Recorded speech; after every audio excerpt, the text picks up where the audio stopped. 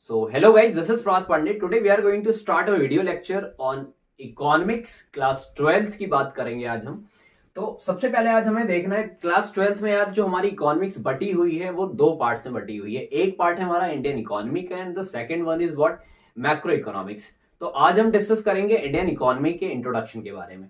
तो आज हमारा इंट्रोडक्टरी पार्ट है, देखेंगे इंडियन इकोनॉमी के इंट्रोडक्शन के बारे में। तो यहाँ इंट्रोडक्शन स्टार्ट कैसे होगा, सबसे पहले हमारी यहाँ पे चार चीजों के बारे में मैंने कुछ डिनोट कर रखा है। फर्स्ट है हमारा development policy, second one is economic reforms, third है हमारा current challenges and the fourth one is what की डेवलपमेंट एक्सपीरियंस इंडिया के कैसे कैसे रहे हैं अपने नेबर कंट्रीज के साथ, राइट। इसमें डेवलपमेंट पॉलिसीज में यार हम अपने ओवरऑल डेवलपमेंट की बात करेंगे कि हम जिस समय आजाद हुए, राइट, मतलब हम 47 में आजाद हुए, तो उसमें उसके आसपास की जो इकोनॉमी रही हमारी, है ना, उसके इर्द गिर्द की जो इकोनॉमी थी वो हम पढ़ेंगे ईव ऑफ इंडिपेंडेंस में, राइट। ईव ऑफ मतलब Indian economy on the eve of independence. और 1947 हम 47 को ना कंसीडर करके हम 50 कंसीडर करें, क्योंकि 2-3 साल तो हमें समझने बूझने में सारी चीजें लग गई थी, और जो रिपब्लिक स्टेबल हुआ था वो हमारा 1950 में हुआ था। तो दैट इज वाई हम 1950 ही कंसीडर कर रहे होते हैं। तो जो पोस्ट इंडिपेंडेंस है, मतलब 1950 के बाद की जो इकोनॉमिक्स है वो हम इसमें पढ़ रहे होंगे, Indian economy of post independence, right. ये दोनों पार्ट आपका क्लियर होगा कि Indian economy of the on the eve of independence में हम वो देखेंगे जो इंडिपेंडेंस के आसपास की इकोनॉमिक्स थी या हमारी इकोनॉमी थी इंडिया की, राइट। लेकिन सेकंड में हम क्या देखेंगे कि इंडिपेंडेंस के बाद की इकोनॉमी अभी तक की कैसी है, राइट। अब इन चीजों को आगे बढ़ाते हुए अगर हम देखें कि हमारे इकोनॉमिक्स में या हमारी ओवरऑल इकोनॉमी में अभी तक क्या क्या रिफॉर्म्स किए गए, राइट। तो इसमें दो चीजें बटी, मतलब ऐसी कौन कौन सी पॉलिसीज बनाई गई जो अभी तक की चीजों के डेवलपमेंट में, राइट, डेवलपमेंट में हमारे क्या है, सहायक हैं या हेल्पफुल रही हैं। तो यहां पे आप दो रिफॉर्म्स के बारे में पढ़ोगे। एक रिफॉर्म हमारा एक यूनिट आएगी इसमें 1950 टू 1990 के बारे में देखेंगे, और एक होगा हमारा 1991 से अभी तक की बात करेंगे जो अभी हमारा राइट नाउ चल रही है, करेक्ट। अब यार देखो इस वाली चीज को ना 1950 जो है हमारा 1950 टू 1990 को हम एक प्रिकॉशनरी अप्रोच के नाम से जान रहे होते हैं। रीजन क्या था इसका, छोटी सी बात डिस्कस करेंगे। इसका रीजन ये था कि जब हम आजाद हुए तो अंग्रेज क्या थे ना, अंग्रेज बिल्कुल ही हमें ऐसी अंधेरे में छोड़ के गए थे। तो उस समय हम अपनी अप्रोच, अपनी पॉलिसीज को इंप्लीमेंट, हम अपने मॉडल्स को एग्जीक्यूट नहीं कर पा रहे थे, करेक्ट। मतलब हमारी जो गवर्नमेंट थी, बिकॉज ऑफ अभी अभी किसी एक चीजों से हमें फ्रीडम मिली थी, तो फिर हम अपने मॉडल्स को उस समय अप्रोच करने से डरते थे, बहुत डर डर के चीजें चल रही थी। तो दैट इज वाई इसे हम प्रिकॉशनरी अप्रोच के नाम से जान रहे होते हैं, या हम कहते हैं बहुत ही कॉशियस होके चल रहे थे कि यार, क्योंकि यार देखो किसी भी इकोनॉमी को चलाने के लिए आपको फॉरेन कंट्रीज पर डिपेंड होना पड़ता है। फॉरेन कंट्रीज में मतलब क्या कि अगर जब तक आपके ट्रेड बैरियर्स खत्म नहीं होंगे, राइट, तो ट्रेड बैरियर्स का खत्म होना बहुत ज्यादा जरूरी है। जब तक आप फॉरेन से अपने ट्रेड नहीं करोगे तब तक हमारी इकोनॉमी में बहुत सारी चीजें अच्छी नहीं होती हैं, करेक्ट।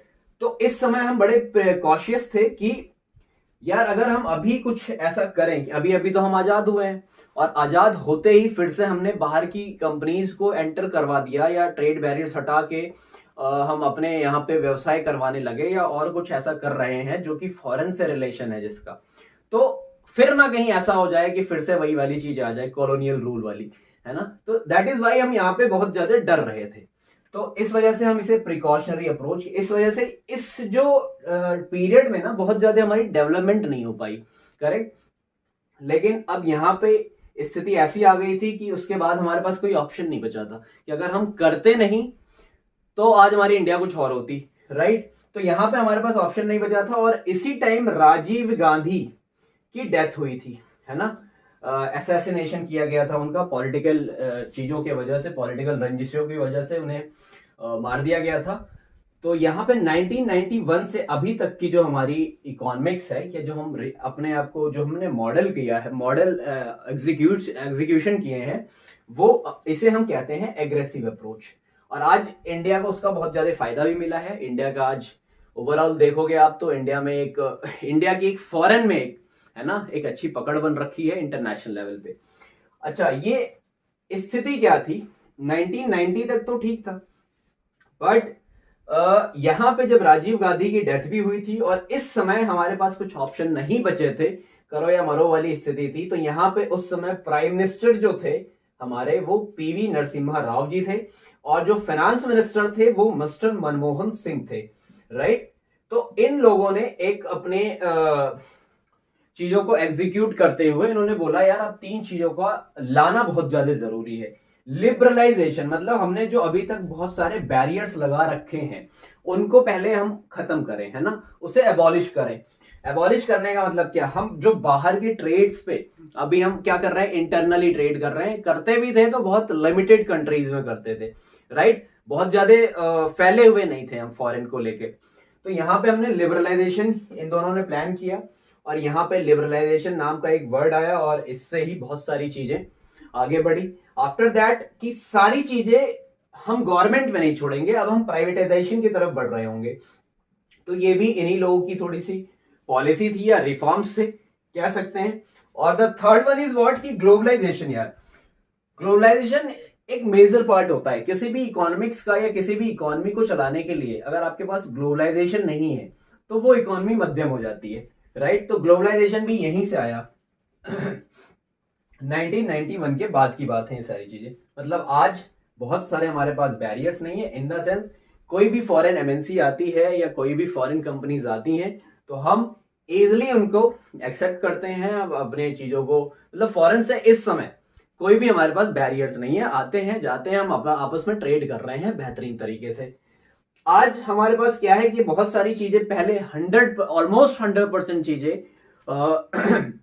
किस पे डिपेंड थी, वो गवर्नमेंट पे डिपेंड थी। लेकिन अभी अभी क्या है, प्राइवेटाइजेशन हमारे पास आ गया है, तो अब बहुत सारी चीजों को गवर्नमेंट को ही सिर्फ नहीं देखना पड़ता बल्कि इसमें प्राइवेट सेक्टर्स भी इन्वॉल्व हैं और प्राइवेट का होना बहुत जरूरी भी है, right. And the third one is what कि अब हम बहुत लिमिटेड कंट्रीज में नहीं है, अब हम अपने आप को मैक्सिमाइज कर चुके हैं अलग अलग कंट्रीज में, राइट। ये हमारा दूसरा था। अब हम तीसरा देखेंगे हमारे इंट्रोडक्शन पार्ट का कि यार करंट चैलेंजेस क्या हैं, ये आप सबको पता भी होंगे। Sorry, current challenges Indian economy के या इंडियन इकोनॉमिक डेवलपमेंट के क्या क्या है। सबसे पहला चैलेंज तो यार पॉवर्टी ही है। अगर हमारे इंडिया की डेवलपमेंट चाहिए तो पॉवर्टी सबसे पहले रिमूव होनी चाहिए ना, एबॉलिश होनी चाहिए। अगर पॉवर्टी नहीं होगी रिमूव तो हमारी डेवलपमेंट कहीं ना कहीं नीचे रहेगी, राइट। तो अच्छा, पॉवर्टी भी दो तरह की होती है, एक हमारी एब्सोल्यूट पॉवर्टी होती है and the second one is what, relative poverty. तो यार एब्सोल्यूट पॉवर्टी वो होती है जो सच में बंदा जो गरीब होता है जैसे हमारे पास कपड़े नहीं है पहनने को, मेरे पास खाने नहीं है ना, मेरे पास खाना नहीं है खाने को। तो इस तरह की जो पॉवर्टी होती है वो बेसिकली एब्सोल्यूट पॉवर्टी में आती है। और रिलेटिव पॉवर्टी क्या होती है, जब हम अपने आप को किसी से कंपेयर कर रहे हो। लाइक मैं कहूं कि मैं आपसे ज्यादा गरीब हूं, मेरी इनकम 5,000 है, आपकी इनकम 10,000 है। तो अगर आपकी इनकम 10,000 है तो आपसे आपके रिलेशन में मैं क्या हुआ, पुअर हुआ, राइट। तो रिलेशन में रिलेटिव पॉवर्टी में यही होता है कि हम कंपेयर कर रहे होते हैं। एक मेरा दोस्त है, उसकी सैलरी 10,000 है, मेरी सैलरी 5,000 है, तो इन द सेंस मैं उस अपने दोस्त से क्या हुआ, गरीब हुआ। तो ये पॉवर्टी हमारी रिलेटिव पॉवर्टी होती है। दुनिया में रिचेस्ट पर्सन को अगर छोड़ दिया जाए तो हर जगह रिलेटिव पॉवर्टी है, हर एक बंदा रिलेटिव पॉवर्टी से गुजर रहा होता है, करेक्ट। दूसरी चीज क्या है, अगर हमारे इंडिया की डेवलपमेंट करनी है, ओवरऑल इंडियन इकोनॉमिक सिस्टम को डेवलप करना है तो ह्यूमन कैपिटल फॉर्मेशन बहुत जरूरी है। ह्यूमन कैपिटल फॉर्मेशन होता क्या है कि स्किल्ड लेबर की तरफ हमें बढ़ना है, in the sense physical labour के साथ साथ हम स्किल्ड लेबर की तरफ भी बढ़े। जैसे आज हमारे यहाँ पे बहुत सारी ऐसी भी चीजें हैं जो पढ़ लिख के फॉरेन कर चली जाती हैं, राइट। तो मतलब इन द सेंस क्या, आज हमारे पास अगर स्किल होगी तो हमें, अगर हमें अंदर हमारे स्किल फॉर्म होगा तो हमें बहुत सारी चीजों पे डिपेंड नहीं रहना पड़ेगा, करेक्ट। हम खुद भी बहुत सारी चीजें कर सकते हैं। तीसरी चीज क्या है यार, रूरल डेवलपमेंट। रूरल डेवलपमेंट से आप ऐसे समझो कि आज भी आपने देखा होगा कि गांव के लोग शिफ्ट होते हैं शहरों की तरफ बिकॉज ऑफ, क्योंकि गांव के एरियाज में डेवलपमेंट नहीं है। तो दैट इज वाई अगर हम गांव में ही डेवलपमेंट कुछ कर दें ऐसा, तो वो भी हमारे यहाँ पे क्या होगा, एक इंडियन इकोनॉमी के लिए बहुत अच्छी और पॉजिटिव बात होगी, राइट। तो तीसरा पॉइंट हमारा ये है। चौथा पॉइंट है हमारा एम्प्लॉयमेंट का। एम्प्लॉयमेंट और अगर आप ह्यूमन कैपिटल को देखोगे तो ये बेसिकली इंटरकनेक्टेड है। अगर हमारे पास स्किल्ड लेबर होगी तो एम्प्लॉयमेंट होगी, अगर नहीं होगी तो एम्प्लॉयमेंट भी कम होगी, right. And the fifth one is what, की इंफ्रास्ट्रक्चर। जिस देश का इंफ्रास्ट्रक्चर सबसे बेहतर होगा उस देश की इकोनॉमी भी सबसे बेहतर होती है, चांसेस ऐसा माना जाता है, करेक्ट। कि भैया मतलब मोस्ट ऑफ द केसेस में जहां का इंफ्रास्ट्रक्चर बेटर है वहां की इकोनॉमी भी बूम कर रही होती है, करेक्ट। और जो हमारे पास एक लास्ट चैलेंज है वो है एनवायरमेंटल एंड सस्टेनेबल डेवलपमेंट। कि अगर हमें डेवलपमेंट करनी है तो हम ऐसी डेवलपमेंट क्यों ना करें कि कुछ नुकसान भी ना हो और चीजें डेवलप भी हो जाए, राइट। जैसे एग्जांपल ले लेते हैं, आज हम क्या करते हैं, रोड्स बना रहे हैं। आज हमारी गवर्नमेंट रोड्स बनाती है, बड़े बड़े हाईवेज बनाती है।